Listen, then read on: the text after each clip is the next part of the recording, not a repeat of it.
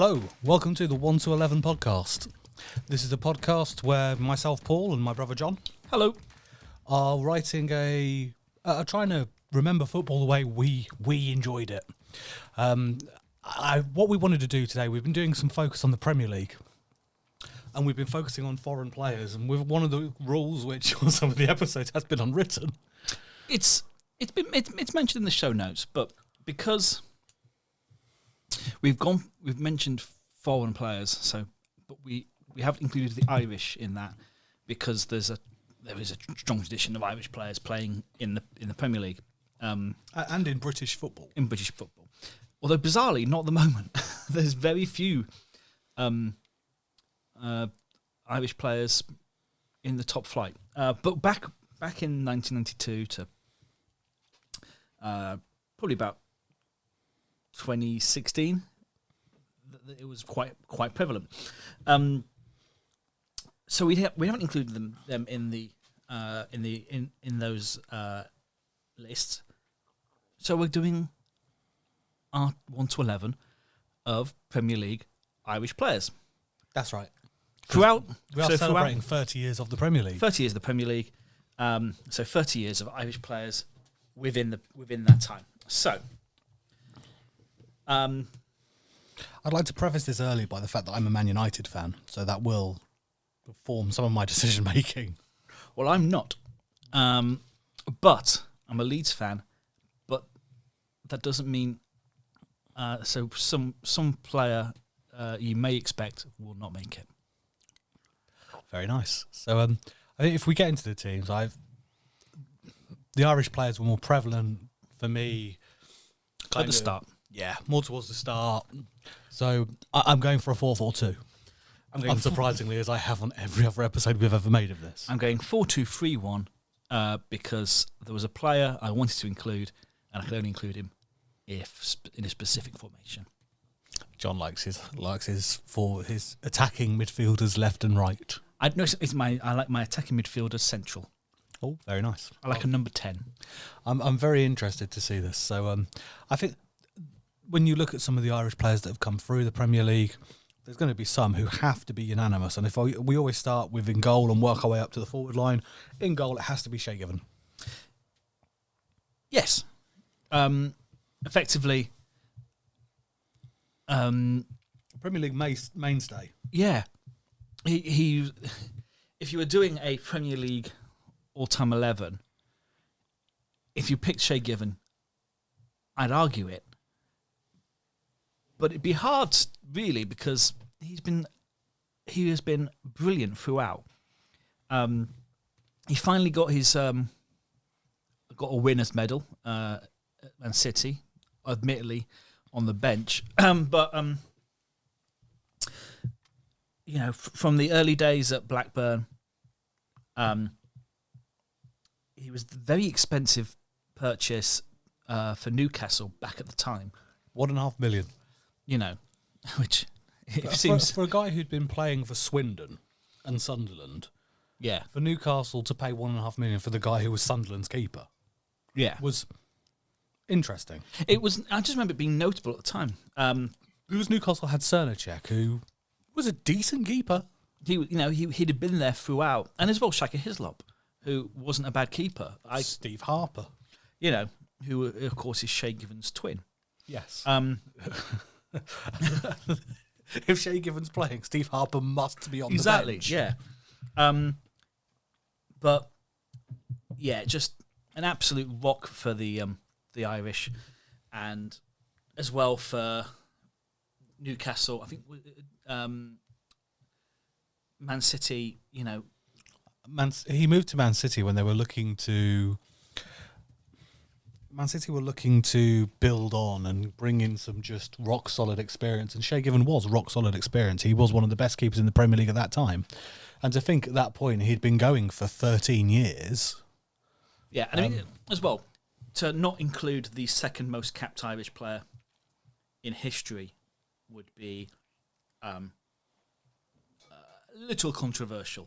So, 134 caps in a 20-year career. he was somehow. I think he was he was seen as a shorter goalkeeper. He's 6'1", so he's not like he's a short goalkeeper, but he's shorter. You looked at the big teams at that time with like Van der Sar, Petr Cech, David Seaman was Jens Lehmann. Yeah, giants. But no, just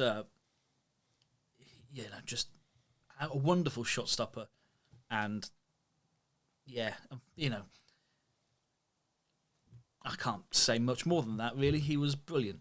I thought he was absolutely fantastic, and 3 times he's been in the Premier League Team of the Season, which is a great achievement. I think if we're looking at players that shape the Premier League, you have to look at Shay Given with goalkeeping. Okay, you've had Peter Schmeichel, who we've picked on about 18 different episodes. We have Petr Cech, who we did a fantastic kind of deep dive on in the last episode. But Shay Given was a mainstay of the Premier League era. Yeah, and when you're talking Ireland, one of my highlights for Ireland is the 2002 World Cup team. Great to watch. And he was, the goalkeeper for them in that time, and just what an Irish team that was. Absolutely. So, of course, still playing, 14 years later. But, wonderful, wonderful servant to the Premier League and to Ireland. So, he couldn't not be picked. So, who have you got at right back? Gary Kelly. The non-surprise alarm is ringing. Yeah, no, just a wonderful servant for Leeds, and great player. Kind of came to prominence in the mean George Graham defence. He was brought in by Wilco, and was very good. Was a very attacking right back, but he was also in a very mean George Graham defence for Leeds, and but I think he was. By the time O'Leary came in, and of course suddenly there was young players in the back line, he was the sort of slightly more grizzled veteran, and I will never really forgive David O'Leary for buying Danny Mills, and for a couple of years Gary Kelly wasn't the first pick, and which is disgusting really, because he's brilliant, and Danny Mills is I can't let you judge blathering bastard. I can't let you judge Danny Mills purely based on punditry.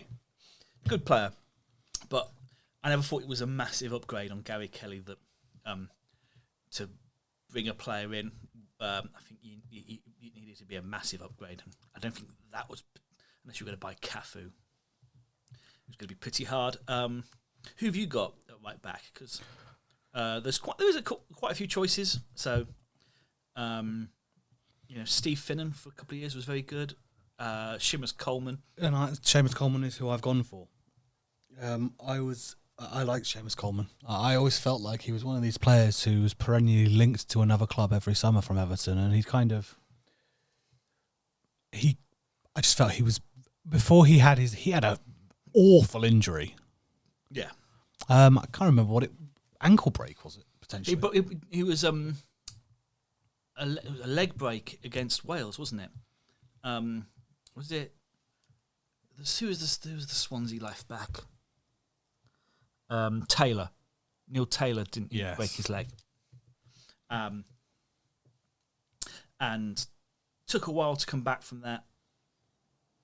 But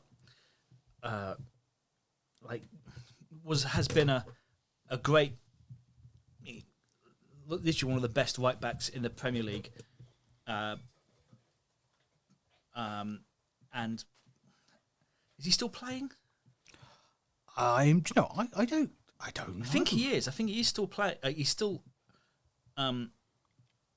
he's still on the Everton team. I don't know whether how much he's still playing, but He's only 33 years old. he's only 33. But yeah, it was the and I mean, talk about bargain buys.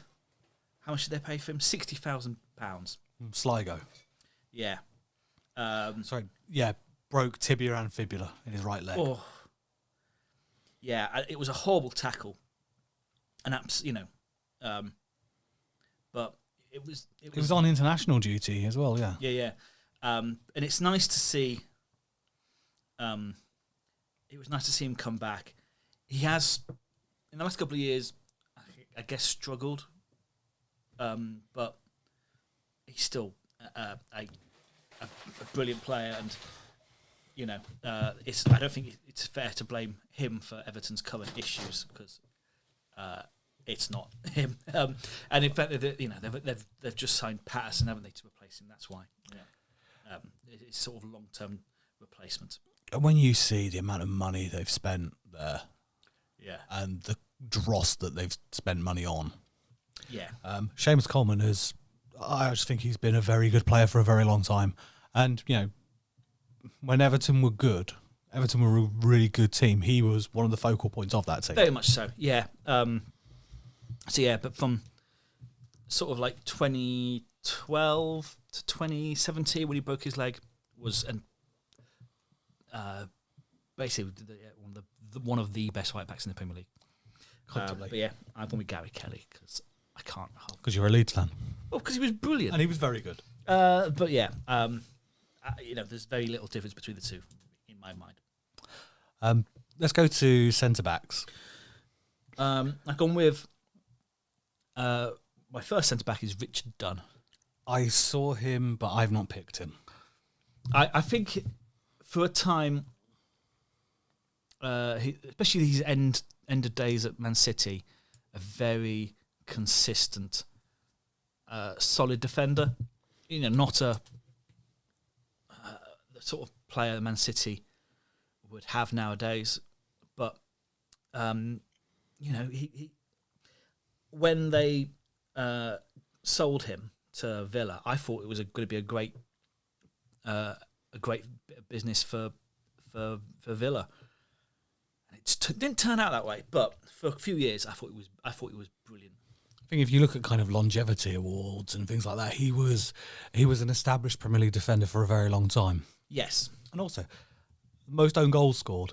Yes, but to be fair, I you could go in a negative and but for me, you have to play enough games to do it. Exactly. Yeah, you have to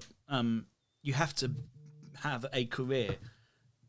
It's very rare you get someone like even a Frank Sinclair who scored a lot of own goals, did it in a short time, but also he did have a very long career to score just his own goals were generally quite spectacular. Yeah. I think Richard Dunn was he was a consistent Premier League player. Yeah. He deserved to be playing in the Premier League, and he did for a very long time. Yep. No. So who have you gone? John O'Shea. Yeah, I forgot about John O'Shea. He nutmegged Figo. Okay.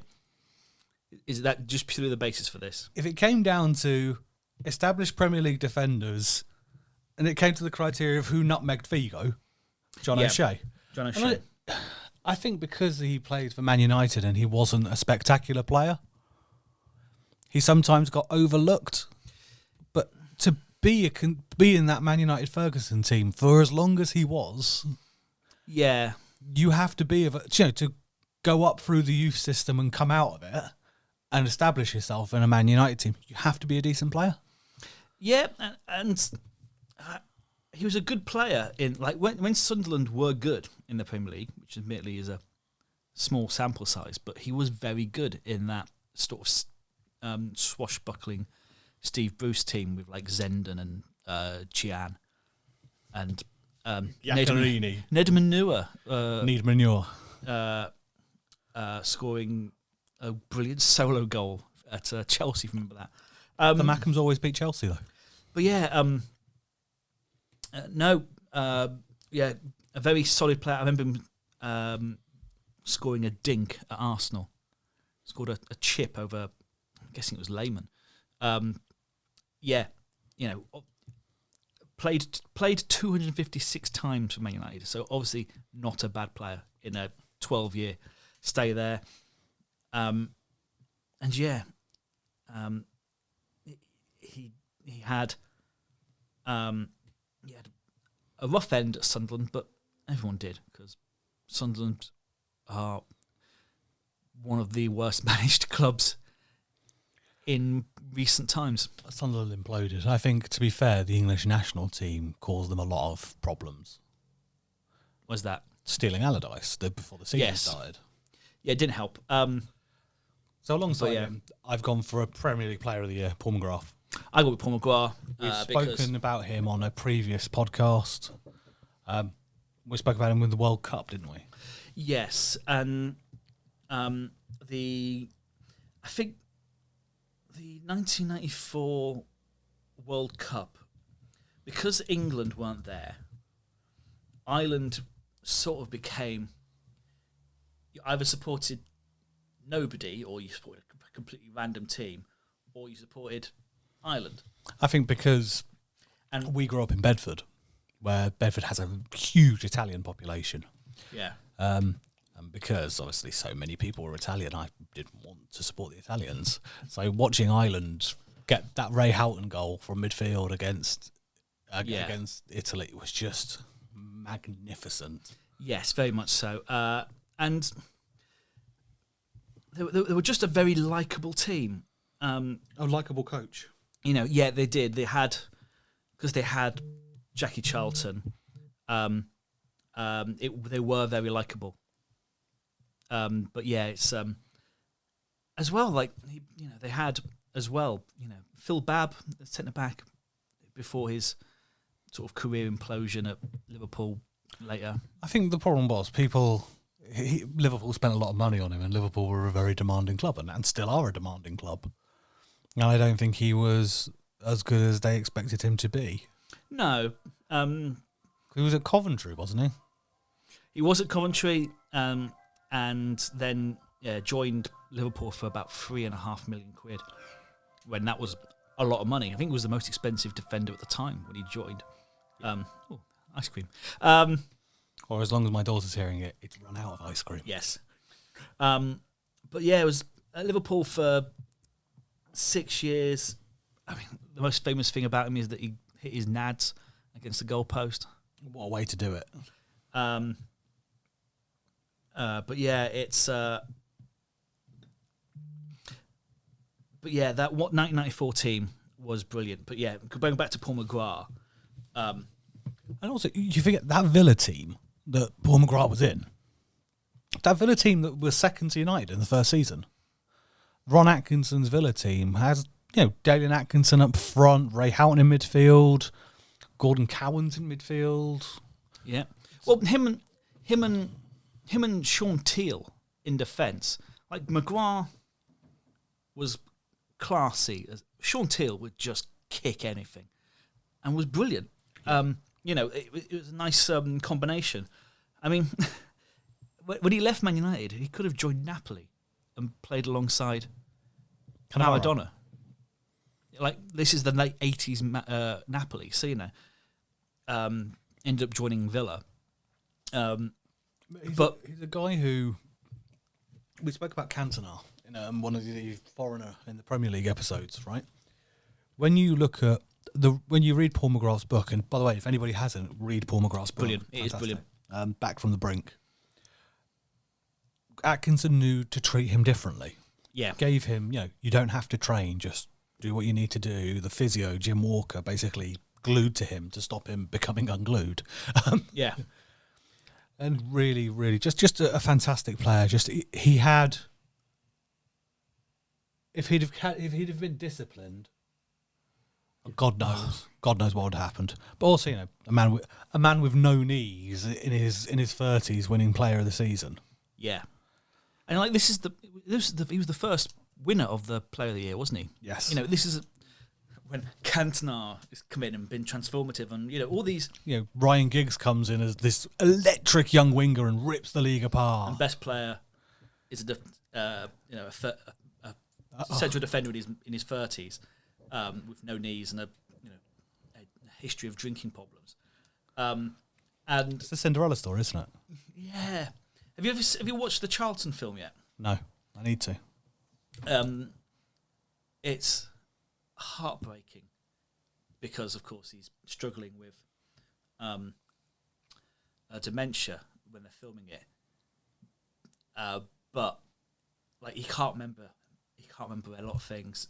Obviously, he's just very confused. But they show him Paul McGrath, and he just lights up because like he knew as well that Paul McGrath was the best player. I think he understood the character of him.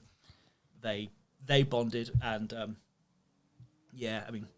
he was brilliant for his time at Villa, which of course doesn't include the Premier League because he joined in like '89. For those first few years, just brilliant, and I think it'd be unfair to have an Ireland team without him. Yeah, completely agree. Who have you got at left back? At left back, I have. Well, shall I tell you mine? Mine's Dennis Irwin. Yeah, I was going to have Dennis Irwin because, as well, Dennis Irwin being Dennis Irwin, you could effectively play him at right back too. I went with Steve Staunton. A very long tenured Liverpool. I think back to Villa. But yeah, just I went with him because I don't know. I just knew you'd pick Dennis Irwin, so I thought I'd pick someone else. But as well, it was easier to pick that because Steve Staunton was a brilliant football player right from the start of the Premier League, as part of that Villa team. Then back to Liverpool, and then back to Villa, where he played 3 years, and then obviously it sort of I think things finished with Coventry and possibly Walsall. As well, he was Ireland manager, wasn't he, for a time? He was part of the management team with Trapattoni. Yes, there you go. In between after Brian Kerr, and I think basically before Trapattoni, he managed them for a while.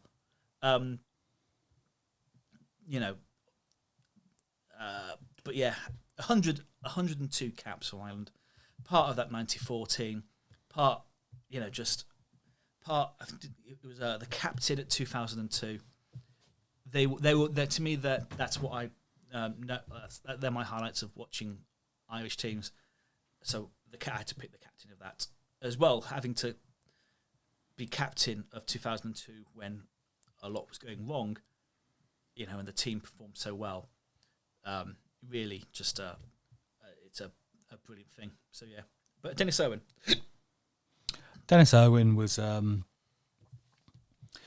think, again, a little bit like John O'Shea, just someone who was overlooked. But he's not. I'm not like he is brilliant. But in a team of stars, he wasn't the star, but he made those players better. Dennis Irwin had everything you wanted from a fullback. Yeah. He was a solid 7 out of 10 every week. Yes. And could take pieces as well. 100%. Brilliant penalty taker. And as well, free kick taker as well, in a team with quite a few free kick takers. He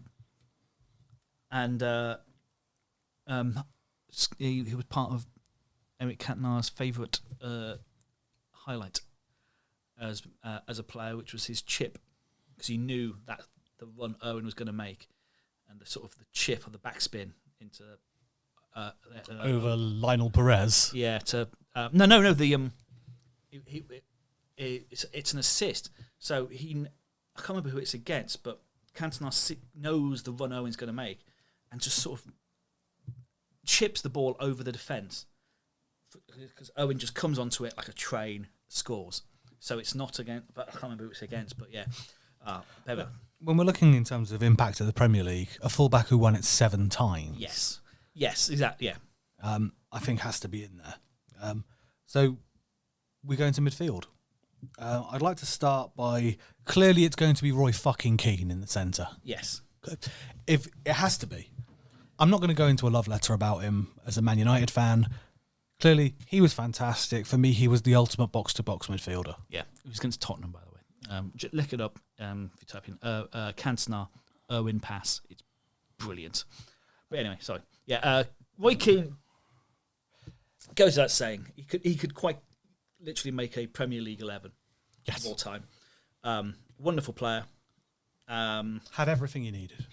Yeah, effectively. And we talk about players who had an impact in a game in terms of they had an aura. Yes. He had a physicality by aura, as well as having immense physicality. I won't say too much more about him, because clearly, if you're making an Irish all-time 11, he'd probably be in there. And if you disagree with me and you are Irish, please let me know. But yeah, no, not at all. I'm guessing who you got next to him? Stephen Reid. I go with Matt Holland, but I like them both. So tell me more about Stephen Reid, because I was going to put him I was tempted to put him in as one of my wingers, because very versatile player. Basically, could play along any time along position along the right, and then into midfield. Kind of came up through that really great Millwall team that had him, had Tim Cahill, and various others. But Phil like Phil, yeah. You look at the impact the Abramovich money had. Yeah, I thought it was interesting, because obviously there's a player I will talk about later, and I'm sure you will, who was bought from Blackburn with the Abramovich money very quickly. Blackburn went out and reinvested that money into Stephen Reid. Yes. Now, scorer of one of the best volleys of all time. If you just put Stephen Reid volley into YouTube, it's an absolute beauty, isn't it? But Blackburn under Mark Hughes were a very functional team and a very great dynamic midfield, and I felt Stephen Reid was an effective part of that. He was. I think injury cost him the sort of end of his career, because he had I think he had a cruciate injury. Yes, and it cost him. But yeah, no, he I think it's against Wigan. It's an absolute thunder bastard of a goal. He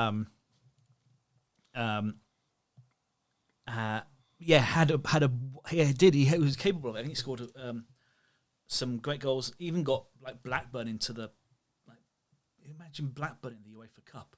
It's insane, isn't it? Look at it now. He was part of that team. I can't. I really like Stephen Reid.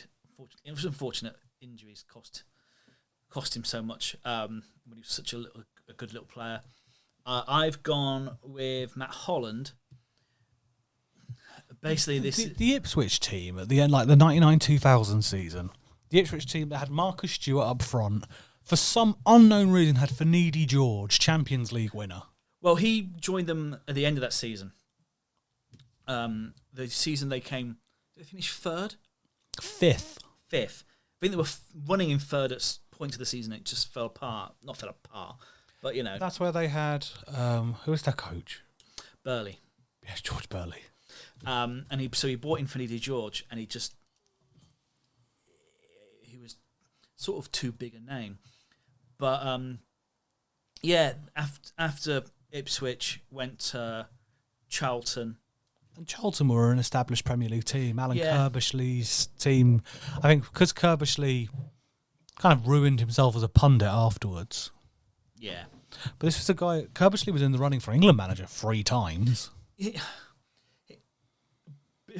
Before the sort of Allardyce and like there's a certain group of managers, Mark Hughes, this sort of fallen away nowadays. McLaren. Before those players, like if there was a free job coming up, everyone going, you'd look at the odds. Alan Kirbishy would always be in the top 3 to be that.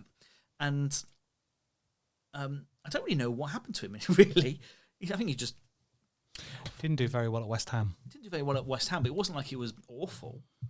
Compared to what other people. Zola was awful. He's got other jobs since. But yeah, no. Matt Holland was a very, solid midfielder, and once again part of that 2002 World Cup. Scored whilst he was there. He scored against Cameroon. Part of the that great Germany game where they got a draw, and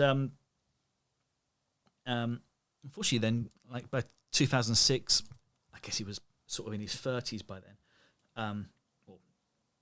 Just looking at how old he is. He was 32, so still no age, but he retired from international football. But then he's been sort of working in. He used to be in TalkSport a lot, and actually, gone to 5 Live because he's not a particularly TalkSport person. He's not like it's not like you can like a Gabriel Bonlahor. You can pay him to have an opinion. He's quite reasonable. An odd opinion as well. He was quite reasonable, Matt Holland, and I always quite liked him. So always came across well. Always came across well. But yeah, a very nice, good player, and I think would be able to create some nice passes into my front 4, who would then be unlocking defences. So, who have you got? Who have you got in on the wings? Left wings. Damien Duff is Damien Duff. He was a fantastic player, absolutely fantastic player. And I think the Blackburn team that kind of came back into prominence after getting relegated, after winning the league, and all the other stuff with that. Yeah. Just for a while, he was just so dangerous, wasn't he? Yes.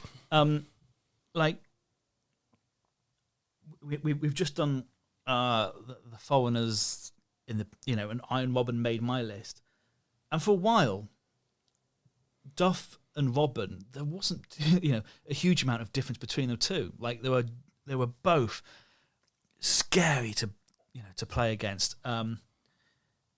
It never really happened for him at Newcastle. But he kind of came back into prominence at Fulham. Yeah. And, once again, if you're talking about Ireland, 100 caps, you just can't ignore that. Finished back at playing in Ireland, play for Shamrock. And I think he's a manager. Yeah, Shelbourne manager now. So, still in the game, has been the assistant manager at Ireland. But yeah, Damien Duff for a while was a frightening player. Quite frankly, like his close control and pace just made him absolutely frightening.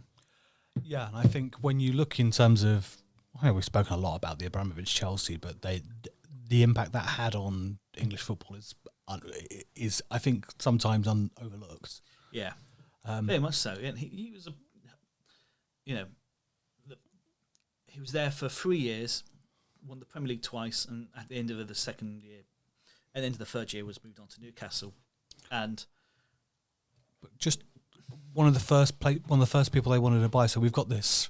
Yeah, we've got this huge sum of money. Who are we going to go out and buy? Okay, well, let's buy one of the best young wingers we have. Yeah, in the Premier League. When £17 million was a huge amount of money, that was his release clause, and yeah, one of the first players they bought because they had a release clause. Just go and buy him. But yeah, and I remember at one point my mate went, "That's a lot of money for Damien Duff," and for those first 2 years especially, no one questioned it because he was brilliant, fantastic, absolutely brilliant. So yeah, who have you got on the right? Kevin Corban, killer Corban.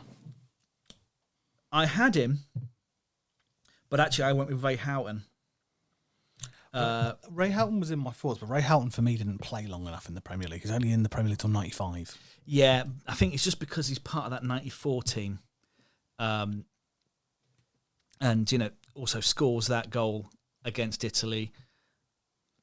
I just couldn't. I couldn't not have Ray Houghton because for a while I really liked him. Didn't play enough in the Premier League. I can understand why you go with Kilban because as well I think Kilban's got like 108 caps or something ridiculous for Ireland. And the Sunderland team of the late 90s, 2000s, the Peter Reid Sunderland team, I thought were fantastic. Yeah, really good. Kilban was a good part of that. He was also good at Everton.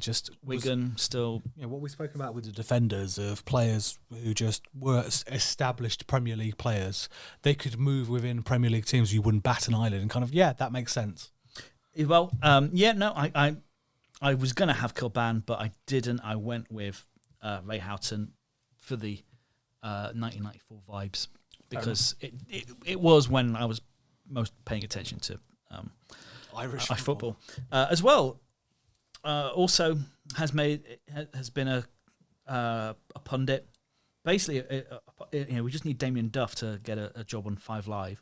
We have a midfield of good pundits. Who have you got up front? I have 2 up front. So I know who one of them's going to be. Who's the other one? Niall Quinn. I was going to have Niall Quinn in a 4-4-2. So Kevin Phillips being Golden Boot winner, European Golden Boot winner. That Sunderland team scoring goals. You can look at the clips of Kevin Phillips, and damn near all of them are a ball that's come up and been held up by Niall Quinn, or a header that's been won that he's run onto by Niall Quinn. Quinn and Phillips as a forward line were electric, and obviously him at Man City before was him and Uwe Rosler made a good partnership. He brought out the good in other players, and I think he would have done that with Robbie Keane fantastically well. I've gone with Wes Hoolahan behind them because I really love Wes Hoolahan. Good player. Really, he played in the Premier League with some really unfancied teams. Yeah, that's fair. As well, like he didn't play in the Premier League with Robbie Keane. He played in the Premier League with like Dean Ashton, and Dean Ashton was a great player, but only for a short while because of course, he was then sold on. I'm trying to think. He played at like Hull, Norwich, and not these great teams, but he still was really effective, even sort of as an older gent at the 2016 Euros. It's him that they bring on. Sorry, dog. Just stepped on the dog. It's him they bring on, against Ireland to set up Bobby Brady to take the free kicks. I think he even scores in the first game. Just a brilliant player. I think, unfortunately, it came to prominence quite late in his career. Yeah, but I went to watch Cambridge's first game of the season a couple of weeks ago against MK Dons. Of course, he'd been there for the previous 2 years, and I was talking to some bloke, and he's like, "Oh, we're going to miss Wes," and they do, obviously, but just a wonderful player, like some other players on our list. He's not physically an outstanding player. He's not quick, but it's all in his head, and he's able to pick a pass. Just wonderful to watch. And I think if you've got, especially Damien Duff and the pace of Keane, I think he'd absolutely have his way with a few teams. So yeah, I was going to have Niall Quinn because it's hard not to have Niall Quinn. As well, John Aldridge never really played in the Premier League. By the time we're watching, by the time the Premier League, he's sort of a Tranmere, isn't he? Yeah, that's right. But that's just my 1994 vibes again. But wonderful player, Niall Quinn. But yeah, we've both gone with Robbie Keane up front, haven't we? When you look at established Premier League players, he played for a lot of clubs. So, Coventry and Wolves were in what is now the Championship, but going to Inter Milan, going to Leeds, going to Tottenham, going to Coventry, Liverpool. when he was at Wolves in the Championship, joined Coventry in the Premier League, scored a goal every 3 games as a relative youngster. Went to Inter Milan, and an Inter Milan team that had Ronaldo in it. Yeah, well, basically he was signed by Lippi, and then of course being Inter Milan, the first thing they do is fire Lippi, and Tardelli, I think was like,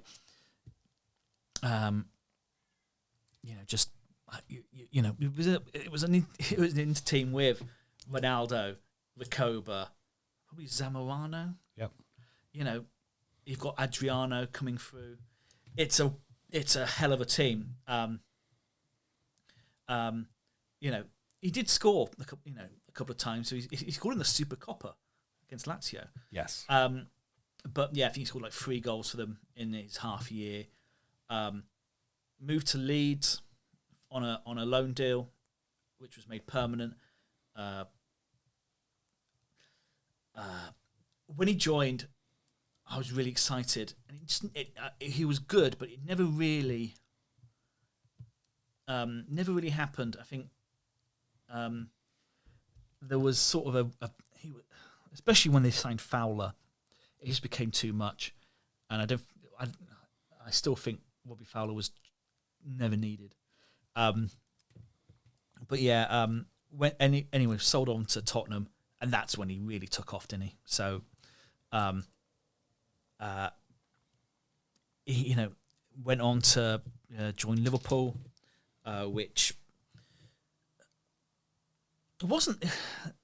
He was only there sort of. Was it half a year? He was at Tottenham. Was it a full season? It never felt. I don't know. I remember him scoring an absolute beauty against Arsenal. During the January transfer, he was only there for 6 months. As well, at this point, it should be pointed out that Liverpool were an absolute basket case. This was the Gillette era. So Liverpool bought him for 19 million, sold him for 12. 6 months later, I think that was what they hadn't paid for him. Yeah. Rejoined Tottenham and was brilliant. Again, in his time there, scored over 90 goals. Ended up sort of being farmed out at the end of his Tottenham career because, I guess at the time they had quite a few players. If you've got Defoe and Berbatov, you don't need him. Yeah. Went to West Ham, which is, and then moved quite early on in his career to Galaxy to replace David Beckham. Yes. Was there for 5 years. They got rid of Juan Pablo Angel. Oh, really? So Beckham and Landon Donovan, Beckham and Keane were in the same club. Oh, God. And of course, they won the MLS Cup that year. Yeah. Of course they would. Yeah. I mean, 83 goals in 125 games. I know it's a lesser standard, but it's still fucking great. And he was back at Villa on loan, and I remember, I think he had injury issues in the time he was there, but looked really good. Like, played in a more withdrawn role as a link man, but looked great. Shadow striker, if you will. That's it. Yeah, but I thought he was brilliant. Yeah. Been ridiculed because of his. Because he's been a fan of every club he's joined. Been a fan of every club he's joined. But you're not going to join a club and go, so are you happy to be here? No, I hate the club. Yeah. It's, obviously been ridiculed for that, but what a player he's been. Absolutely. I think it's one of these players, so like, we spoke about the early days of the Premier League. There was just so many 20-goal-a-season strikers that you just took for granted. Yeah. I think he was always 15 goals a season. Yeah, played in some, like, never played for a really elite team. Played in some, like, the sort of the second level down in the Premier League. The chasing pack. The chasing pack. But, I mean, absolutely wonderful to watch at times. Okay. Can you tell me who his cousin is? He's got a very famous cousin. I have no idea. It's Morrissey. Good Lord. But unlike Morrissey, I quite like Robbie Keane, and he seems to be like he's not an absolute dickhead. But yeah, I don't know. He was at Middlesbrough as an assistant coach with Johnny Woodgate. I don't know if he's doing anything now, but No. But yeah, hopefully that's not the end we see of him. But yeah, do you want to go for your team? Absolutely, yeah. So I've got Shea Given in goal with a back line of Seamus Coleman, John O'Shea, Paul McGrath and Dennis Irwin. Midfield of Kevin Kilban, Roy Keane, Stephen Reid and Damien Duff, with a forward line of Robbie Keane and Niall Quinn. I did have one notable mention, which is Shane Long. Yes. The fastest man in Premier League history. Yes. Unfortunately, for Ireland, you'd probably find a way to include him. But in the Premier League, he runs very hot and very, very, very cold. Like for his West Brom times, I was quite a big fan of him. But like, didn't he go like 3 years without scoring a goal for Southampton? Yes. So it's hard to include him on his Premier League inclusion. I've got Given a backline of Staunton, Maguire, Dunn and Kelly. Roy Keane and Matt Holland in midfield behind Damien Duff, Wes Houlihan, Ray Houghton, and with a front line of Robbie Keane. Very nice. And as always with this podcast, if you have a different opinion, if you feel there's someone you'd put in, if you were making your team, get in touch with us. How would they do that? On Twitter at the 1 to 11 pod, on Facebook at the 1 to 11 podcast, and on Instagram at the 1 to 11 pod. Our email is in the show notes. And thank you very much for joining us. Thank you very much.